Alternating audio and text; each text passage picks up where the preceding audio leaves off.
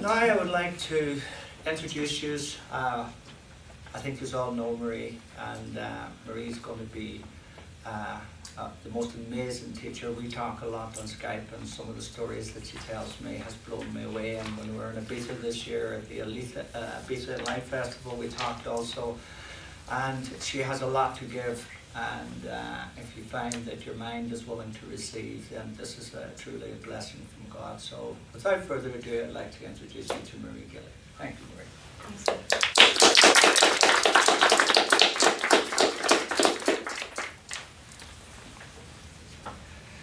Thanks, everybody. It's really lovely to be here. And to have this opportunity to allow myself to learn and to share it with everybody here. So I was kind of pondering all week again. When you know you're going to share something, you're saying, well, what is the best thing to share? What's being brought up for me? And I had about 20 topics. And I suppose I was looking at this last night, the last thing I was saying, I said, oh my gosh, probably about 10 talks in here, so you probably have to bear with me. And I'm always prompted to because of my own experience and what I've been learning by my own stories, that we all have plenty of stories and experiences, I'm always prompted to move along with the story. It's something I have learned. I like to share it with everybody else. And because we have so many different stories, and some of them are the ones when we were going through pain, and some of the ones where they're not so bad, and they're a good experience. So this actually is a good one. So, I was thinking about it last night, and I was remembering the way this little 4-year-old that I know, when he tells me stories, he says to me, once upon a time, far, far away, and this is once upon a time, far, far away it seems, and it was a time in my life where I was doing a few things in the house. I was renovating, and there was a lot of change going on in my life. And I decided to clear out some furniture. And one of the things was the beds. So I decided to, my bed needed changing, and one of my children's bed needed changing. So I did the most obvious loving thing as a mother, and I changed my son's bed first. So I got him a lovely new bed. So I thought, while I'm doing this and while I'm letting things go, I'll take his bed, and I let the other bed go. So that was grand. So get the bed ready, and that particular night I was reading one of these books, and into the bed I get, and I'm reading my book. And at the time I was working in this area, teaching yoga and philosophy and the power of the mind and the power of thinking and our thoughts, and how they can, project and manifest and stuff like that. And the way I would be teaching would be a positive way, think this way and good things will happen. That's the way I was teaching back then. So I was in this lumpy bed, and I was thinking to myself, there's something wrong here, I'm teaching this to people about positive thinking, and what's going wrong here? I'm in this uncomfortable bed, and it's lumpy, and it's not very nice, and this doesn't seem in alignment with my teaching. Why don't I have this beautiful, luxurious bed? So I kind of was putting that question out. Gosh, what's going wrong? What am I doing wrong here? So I just let it go then. I finished reading and went to sleep, and got up the next morning, did my thing, and went to bed the next night, and opened my book, and began to read. And I was reading a book, it was about Dr. Frankl. Some of you may have come across Dr. Frankl's writing, Viktor Frankl. And it was about him in a situation. I can't remember it word by word because I read it a few times, but it's a while now since I read it. So I was reading this part where he was in a room, and the room was equipped to hold about 50 people. I don't remember the numbers, okay, so we'll just say 50. But in the room there was about 200 people. And they were all standing together like sardines in this room. And they were obviously hungry and tired, and no toilet facilities or anything like that. They were there for hours and hours and hours. imagine that was where they were sleeping that night. They were standing in this room like sardines, and I remember him saying even people with insomnia slept that night. So I just closed the book, and wow, all this stuff was coming through for me. I just began to think about the comfort I was in, the luxury I was in, this most amazing bed that I had. And I lay down in my bed that night, thinking, I'm in this castle, in this luxury, in this beautiful bed, with this comfort, and I just felt so much gratitude. And I didn't actually go there and think, gosh, I'm doing it right. But it was just an amazing switch, and that was just, the very next night. So I thought about it the next day, and I was like, oh wow, how is this? How do I feel so good and feel so happy, and nothing's changed? Nothing has changed. And then it just dawned on me, because I was searching and going inside, and then I was given this message. It was perception that changed, my perception changed. So I went from, I suppose you could say, false perception, the victim, the judgment, to true perception, where it was not needing anything outside myself to feel this peace and this love and this gratitude, but just know that it's there, And of course I did have to be given an example, but that's okay. That was my way of learning at the time.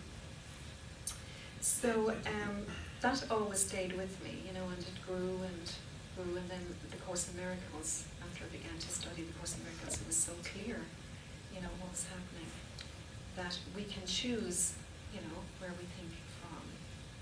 And I just want to write a little bit just up here. Pardon?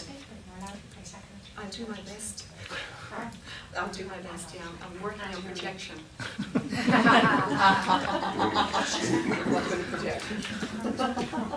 So, I am. I'll do my best, Mary. So I just want to get this up here. Just this, we all know this, but the thing about it, when you're reading the Course, and when I was looking up, principles of perception in the Course in Miracles, it was everywhere. So I was like, oh, it's a pity it's not just in one chapter, but it's everywhere, and everything we go looking for, it's there, right? It's everywhere we look. So I was just reminding myself about this, just to give us an idea, and about separation.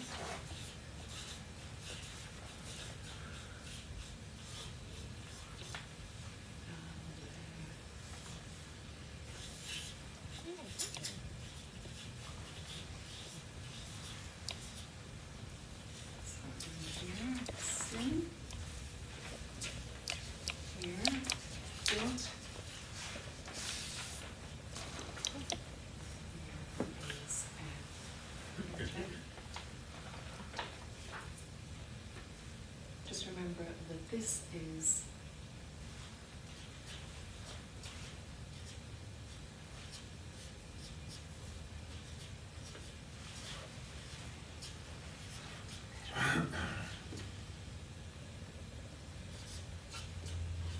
this is just for myself, I guess, and I'm just reminding myself, where is this coming from?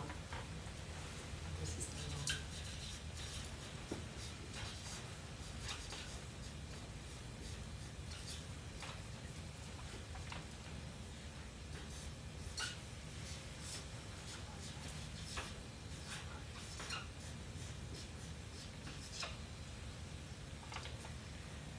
thoughts, or another way of putting it, is our thinking.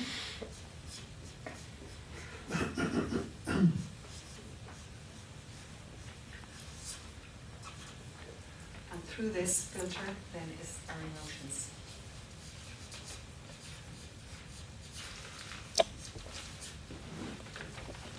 So that's that side, and then from oneness, we have peace. Love. We have joy.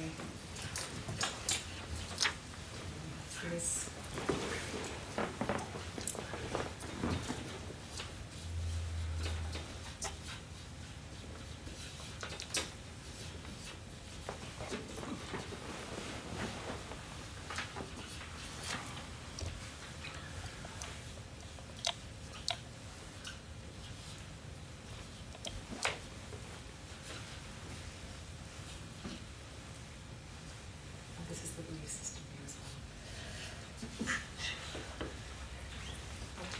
So it's just reminding myself like what was happening, where is all this coming from, and you know, as we read the course, we're given this great awareness all the time about. And I know we all know this. We should do after studying with Michael for all this time. But it's just putting it into perspective of my own understanding. And then, of course, this is coming out here as to how we perceive the world.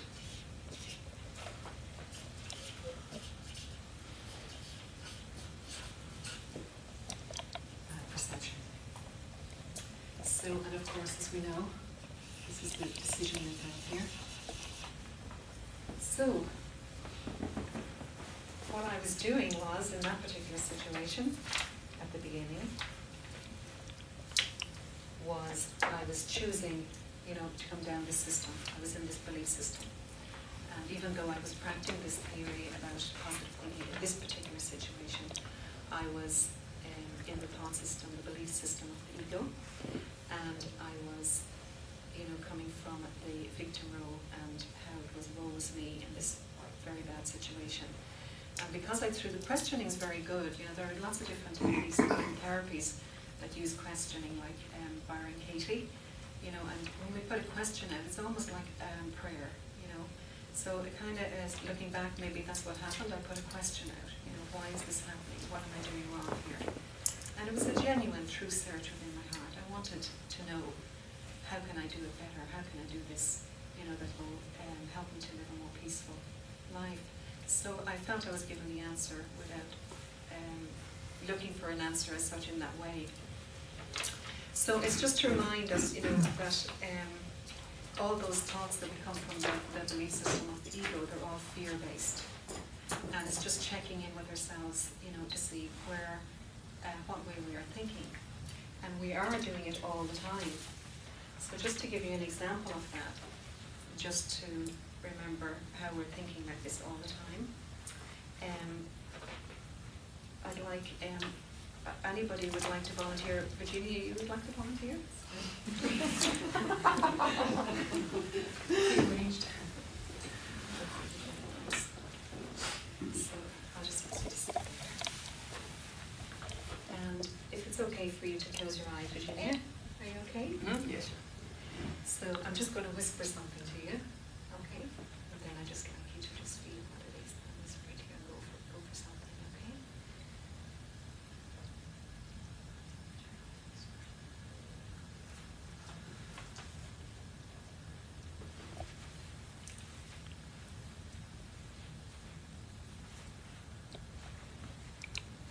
Yeah, can you just keep doing that, Virginia, for as you want? Please.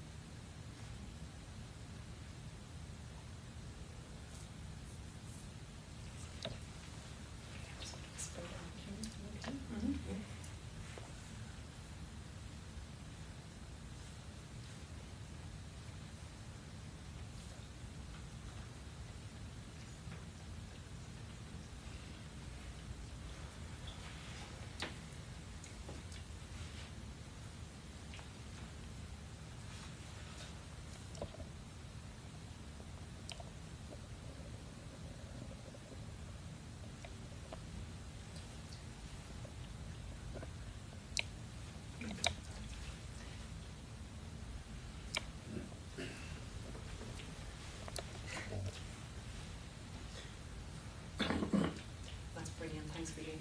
That's good. Did anybody notice anything?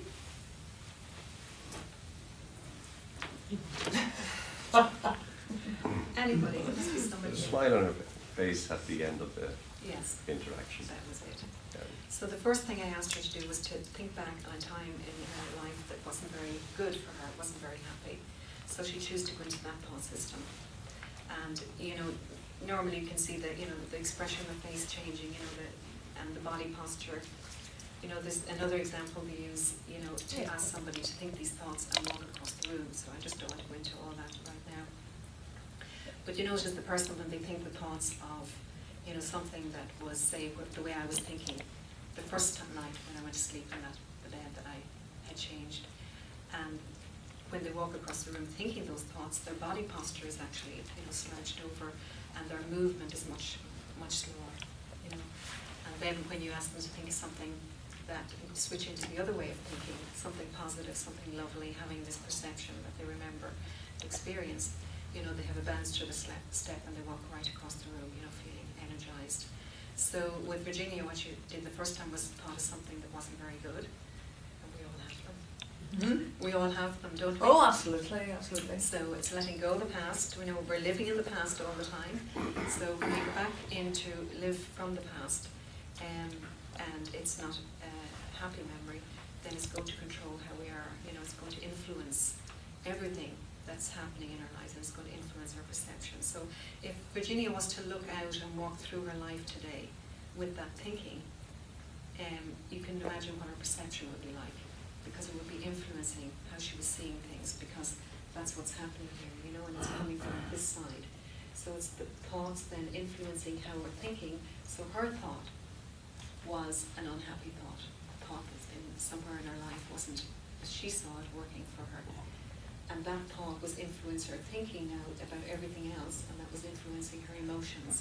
And her emotions were showing up in her demeanor and her facial expressions, and then that goes out then into her perception, what she's seeing outside herself.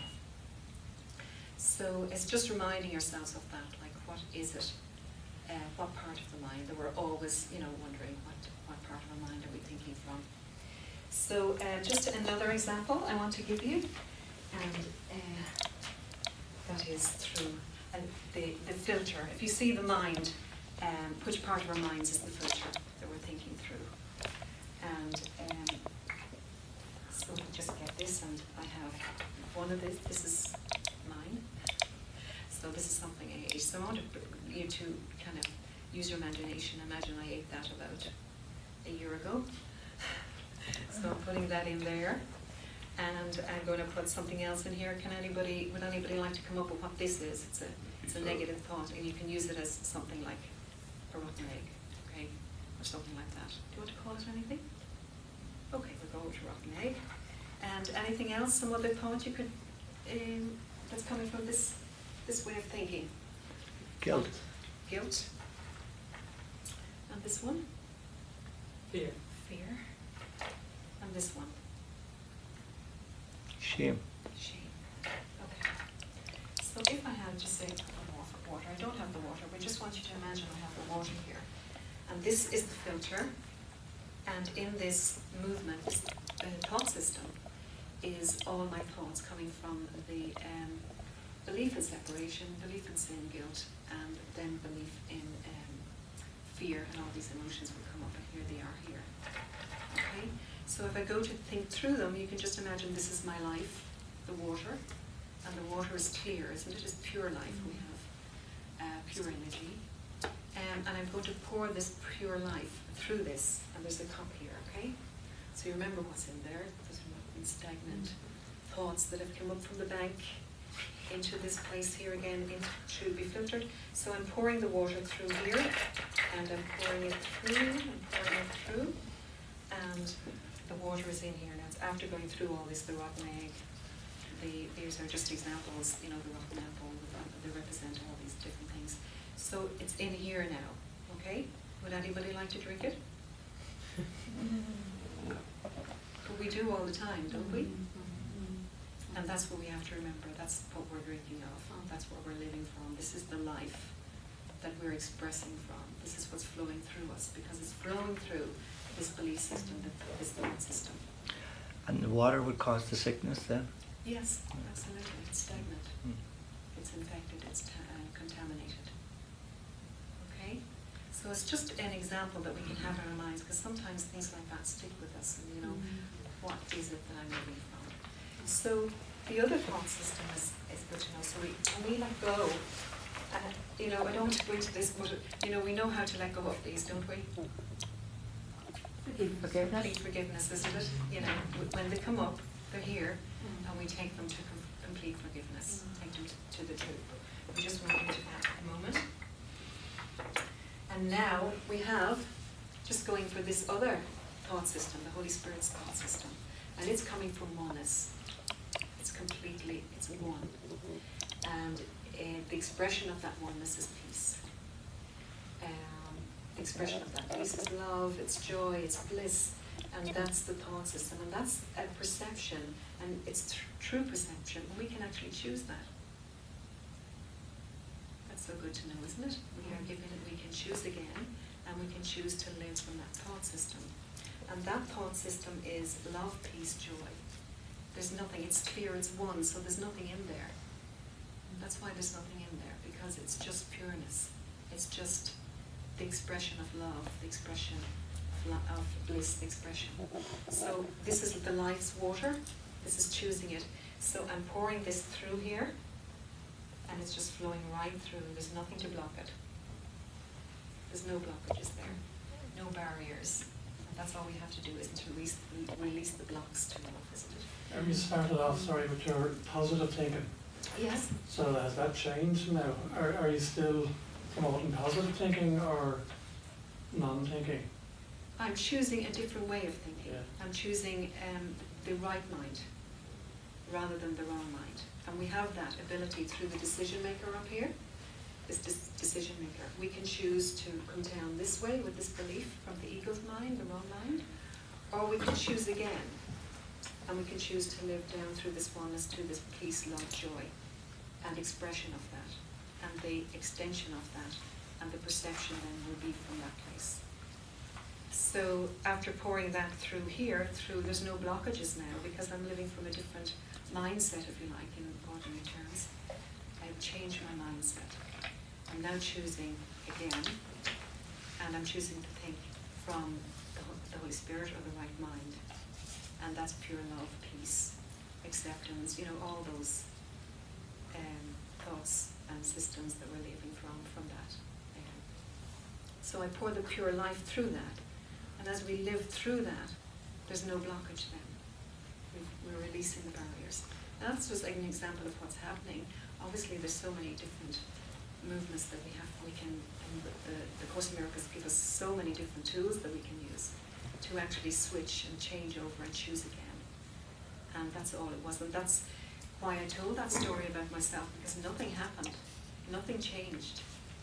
The only thing that changed was I choose to think from a different place. And nothing outside me changed. The bed was the same, everything was the same, but I was seeing it from a different place, a place of gratitude, a place of love. Yeah, and you have to be thinking one of those all the time. You can't think none, and you can't think the two of them at the same time. Mm. So no matter what thought you have, it's coming from one of those places. Yes. Are we talking sort of mindfulness really, or very similar place of thinking to it? Very similar, non-judgmental, Mm-hmm. mindfulness is just accepting the moment exactly as it is without even putting any good or bad perception on it at all. Is there a subtle difference there? Well, it's we're talking about words, but a perception is actually something that happens. So we're just using those words. But if I'm standing here, coming from that place, my perception will be different. So you can call it mindfulness, which is it's a good terminology for it as well. But I will be seeing more clearly, and what I will be seeing will be reflecting, just reflecting the mindset and the belief system I'm coming through, which is true perception, if you like. Healing perception, loving perception, acceptance. And after pouring this through here, okay, you saw what I did? Would anybody like some of this water? Double. It would be lovely to drink of life, to drink of life from this. And just to remember, that's what we can be doing to ourselves. For me, and I just, these analogies just came up for me, and I found them very helpful for myself. So just to remind ourselves of these things, and the wonderful thing about the Course in Miracles, or there's so many different paths, is that we can choose again, and it's remembering all the time. And so just to remind ourselves, where this is coming from, and how we can actually do this, and we have all the tools here, haven't we? they're here. There are other places, you know, mindfulness and different, you know, philosophies can help us. But with the course, you know, they just remind us how we can do this and what's actually happening. And I'm just going to read a little bit from lesson 54 and the lessons. There's a workbook at the back of the Course in Miracles, and the workbook is amazing, so it gives us ideas and practices so as we can not to switch ourselves over. And it says here in lesson 54, we have no neutral thoughts. So all of our thoughts are doing something. All of them, no matter what they are, they're doing something. And neutral thoughts are impossible because all thoughts have power. So I suppose back then, when I was wondering, I was learning that philosophy that, yes, I was being taught, and the philosophy was reading that my thoughts had power. And I was wondering, how did I create this lumpy bed, you know, why I was in it. But it was just because I was coming from that perception. They will either make a false world or lead me to the real one. But thoughts cannot be without effects. As the world I see arises from my thinking errors, so will the real world rise before my eyes as I let my errors be corrected. My thoughts cannot be neither true or false, as Michael was saying. They must be one or the other. What I see shows me which they are. So what I see or what I'm experiencing in any area of my life will remind me, you know, which thought system I'm using. And I love this thing I came across on Facebook. It's just about reflection. It's a very simple thing, but it's nice. And it's about me.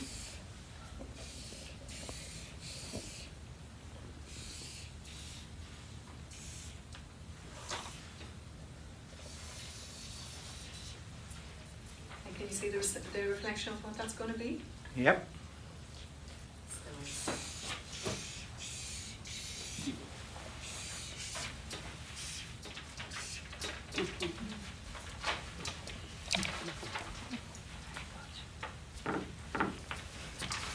So everything that's in me and everything that's going through me and what belief system I'm using that's a reflection, projection.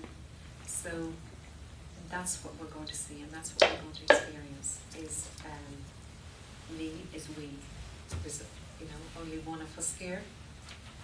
And when we're doing anything for ourselves, then that will reflect out and that's what we'll see, that's what we'll be experiencing. So we're only reminding ourselves all the time, experiencing our own thoughts. That's what we're experiencing all the time. And I can see lots of love. And so I'm obviously projecting love and acceptance. And that's what I'm seeing right now. That's what I'm experiencing, so that's good.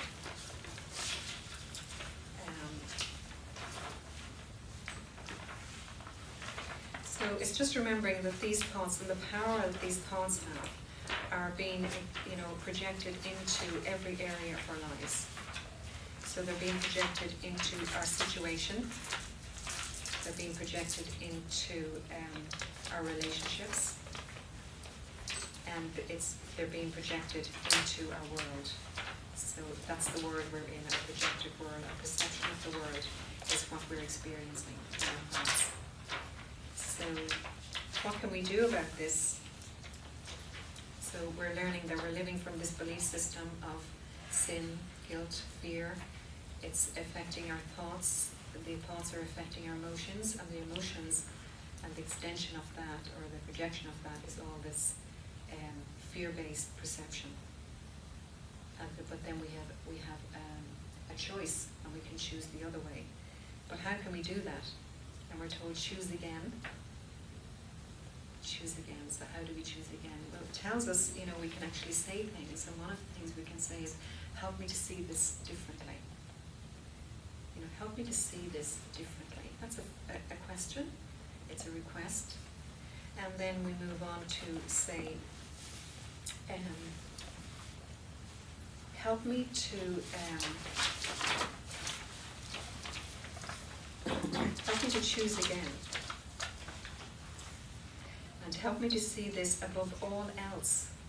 So that's what's, kind of asked of us. If we want to experience this, then we need to prioritize. We're doing the mind training with Michael. We need to read the book, A Course in Miracles, and we need to ask questions and make affirmations, if you like, and open ourselves up, because we can choose the other way of thinking. So help me to see this differently. It's very simple, isn't it? Help me to see this above all else. I want to see this differently. And then the next one is, I'm determined to see this differently. So if we can be determined to change and choose again and change from that place. And why wouldn't we want to do that for ourselves, And it is something that we need to remind ourselves of all the time. This is here for us all the time. That love is here for us all the time. That is available to us all the time. It's just a matter of remembering to make that choice and to choose again and ask for help and to see it differently. And then, of course, the good news is the miracle takes place. And the miracle is what took place for me that night. Was the miracle is a correction of an error. And this is the error, the sin, guilt, fear is the error, the separation, the belief in separation. And the miracle changes the perception. It doesn't change anything outside ourselves. It just changes the perception. And that's what happened for me that night, was the perception was changed. Everything was the same, but I enjoyed living from that part of my mind, that peace and love and acceptance and gratitude. So I just want to read something else from the course, just to remind us.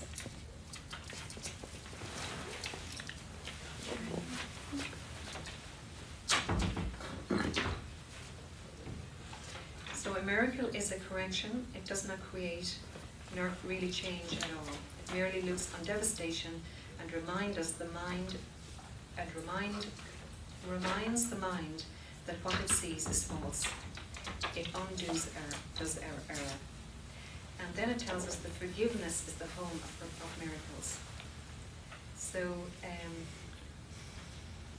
reminding yourselves, so one of the tools that we're offered here to experience the miracle, to choose again, is forgiveness. And what is forgiveness? What was forgiveness in that situation that I was in, would you say? Yourself, your perception. Yes. And I wonder what brought that about for me, even though I asked, I put it out there. What was the movement afterwards, after the learning? Gratitude, choice. It's choice, isn't it? And also, when you look back at it and say, what did I actually do? What was I doing there?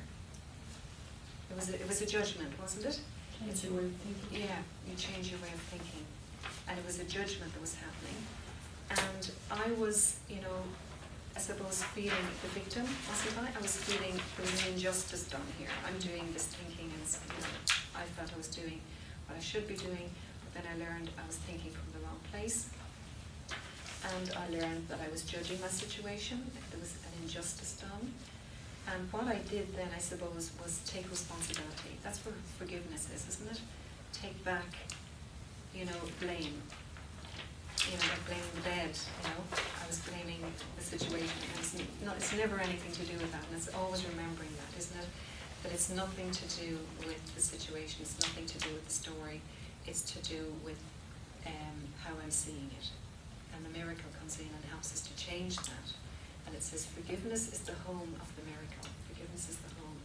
And an expression of forgiveness is being responsible. Owning everything, every reflection, every experience, every perception. And that's where we take responsibility and experience that peace that's waiting there for us. So, are there any questions on that or anything? How difficult is it to change that perception or that way of thinking? We're all trying to self-develop or whatever, but how difficult is it to change your your way of thinking?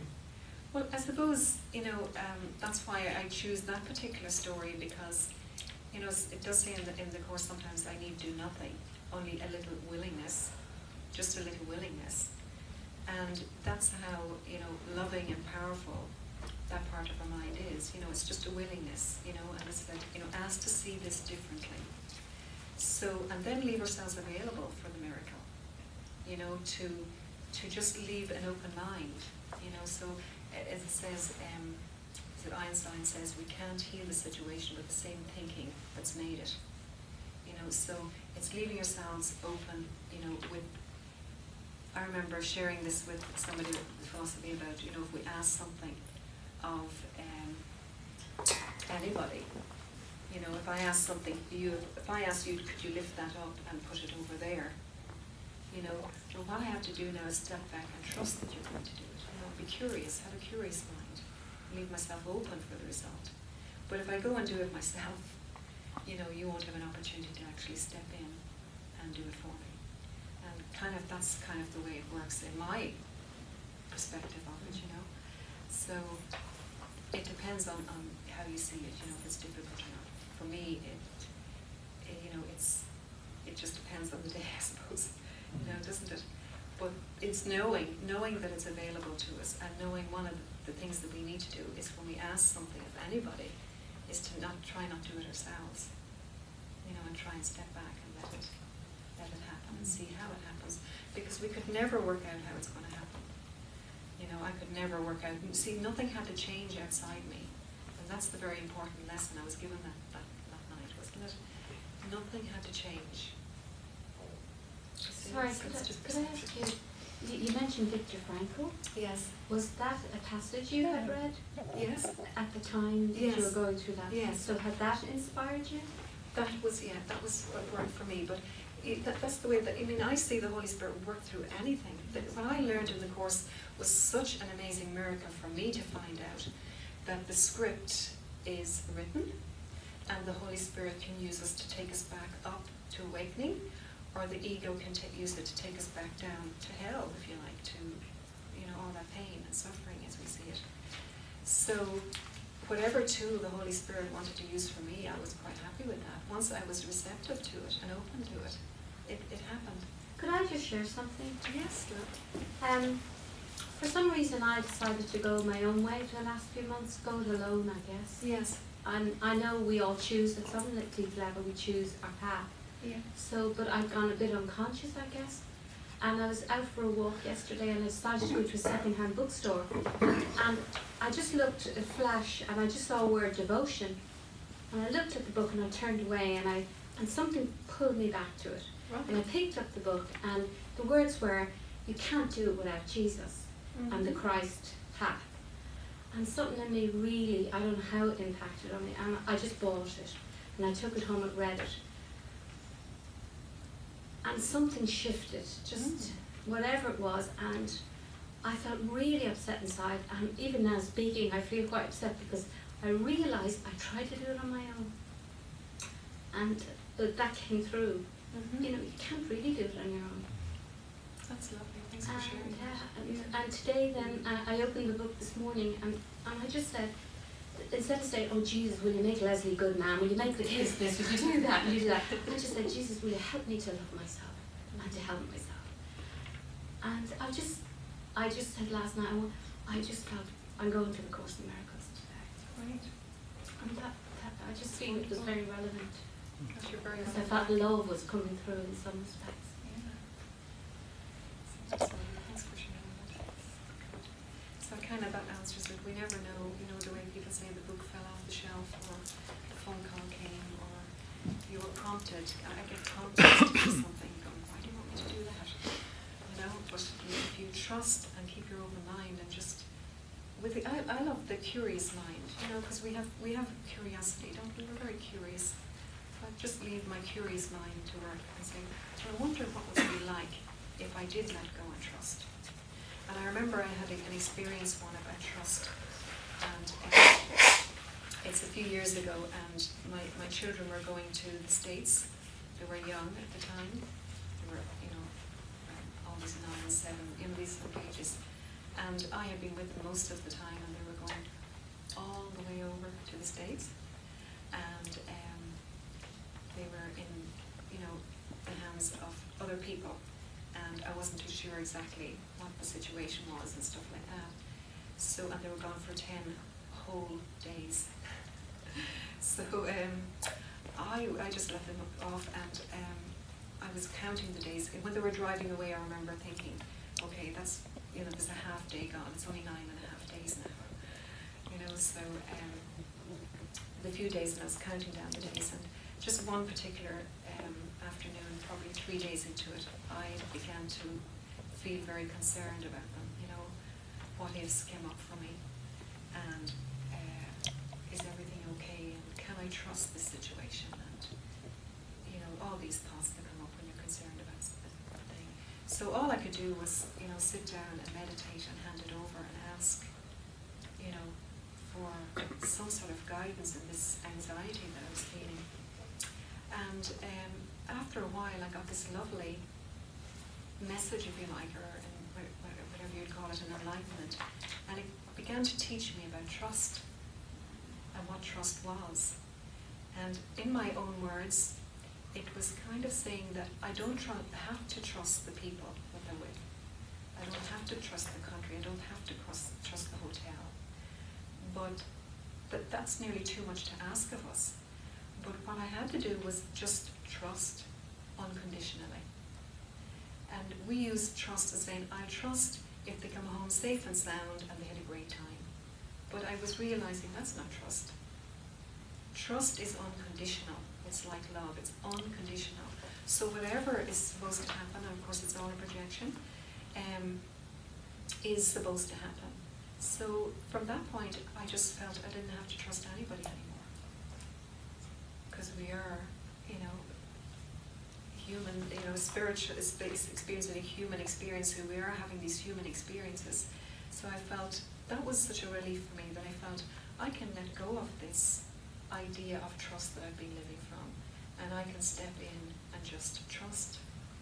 So I remember somebody was saying to me once in a situation I was working in, and said, Marie, you must trust everybody. You know, you have this spiritual attitude and everything, you must trust everybody. And I says, I don't actually trust anybody. And why was because I don't have to. Imagine putting that burden on somebody's shoulders. You know, I'll trust you if you behave in a way that is in alignment with my idea of what you should be doing, so as I can feel safe. And that's nothing to do with trust. Trust is be who you are and let me experience that. And you know, it was great coming into the teenage years when they were out there.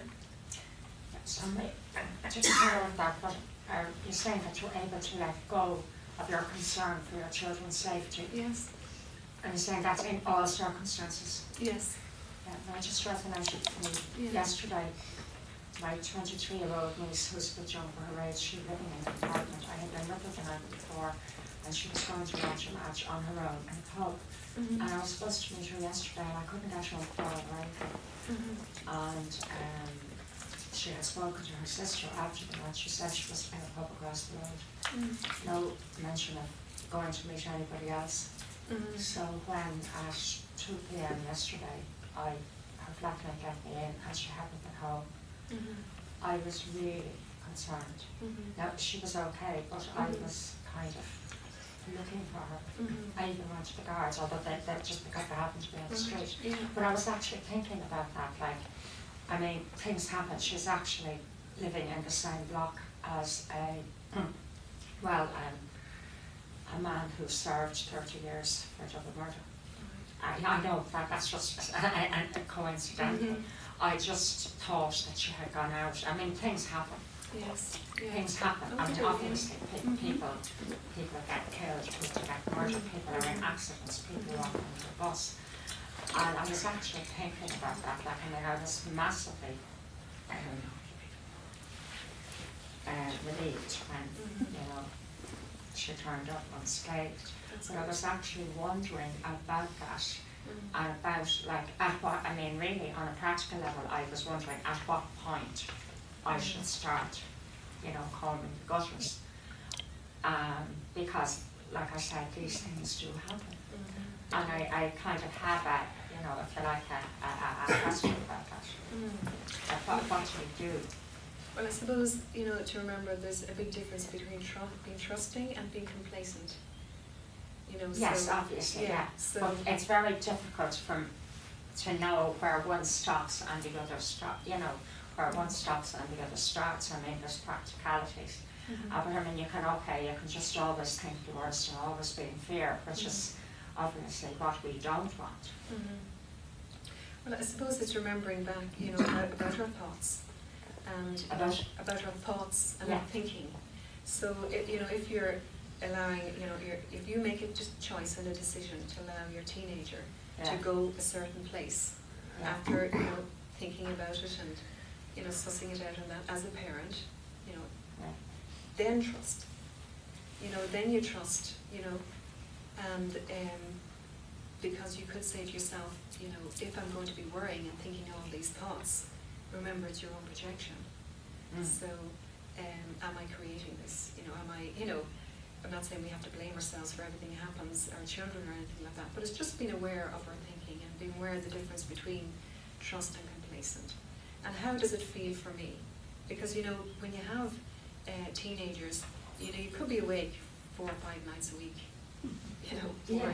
So, yeah, it's a good tool to have because, you know, life is going to take place and obviously with parenting and so on and so forth, you know, you would hope that they have their own mind to use and they have their own safety mechanisms and that they make choices as well.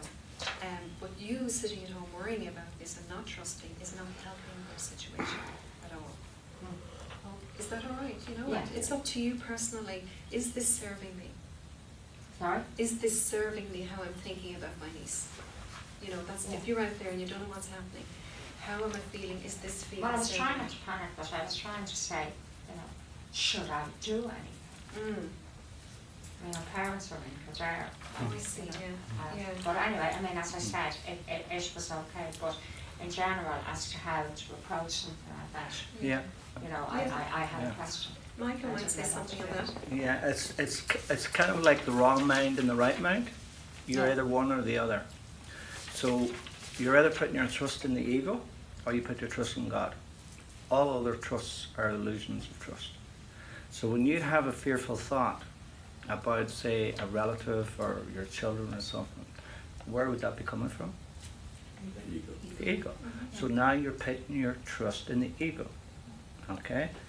Now, that's, Brenda, that's what happened with that we talked about in the teacher's course. Okay, you had a fearful thought of having a car crash. You had the car crash. You took full responsibility for everything then, okay? But the one thing that you didn't do, okay, remember I was saying, is you didn't correct it. So when we do have fearful thoughts, okay, we are putting our trust into the ego. We need to correct that perception. So anytime that I would have a thought like that, I just pass it over to God and I just put my trust into God and accept what is. So you're always choosing to correct. That's where our lessons are. So when you put your trust into the ego, then the ego will always fulfill your trust in it. Okay? So when you put your trust into God, you leave it, that's it. You never put your trust, like Marie says, into other people. Because now it's a trap that you're enslaving this person because you're saying, I trust you to do this. So, Yeah, you know, you're putting the person under an obligation. So trust with that unconditional trust. Exactly. Exactly. I did read a book once and it was called Feel the Fear and Do It Anyway.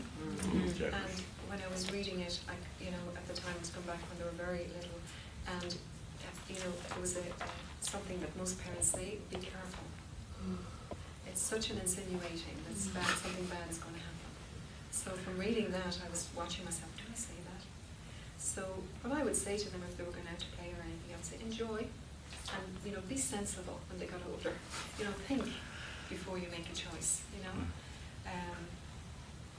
type of thing, you know. So it's just, I found it very good. And I trust the enlightenment I had because it felt so right.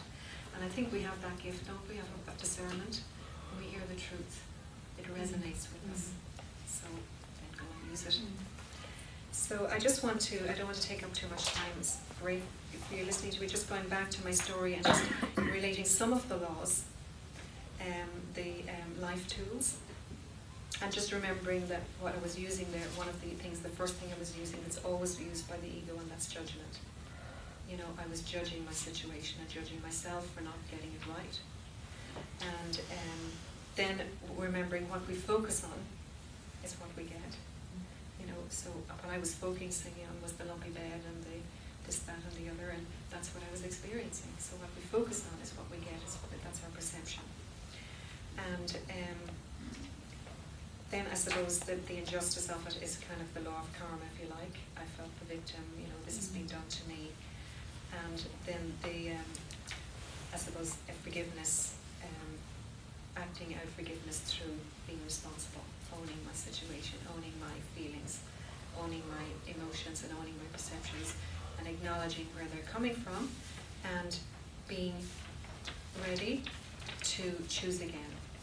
And it's like, I remember Michael was saying before about handing over, you know, handing over. It's good to hand over, but, you know, as long as we take action as well.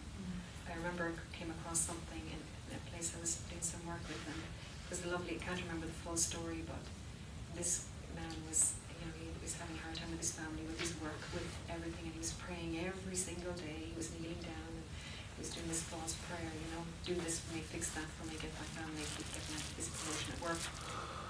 And it ended up working the complete opposite way. You know, he was losing his family, he was losing everything.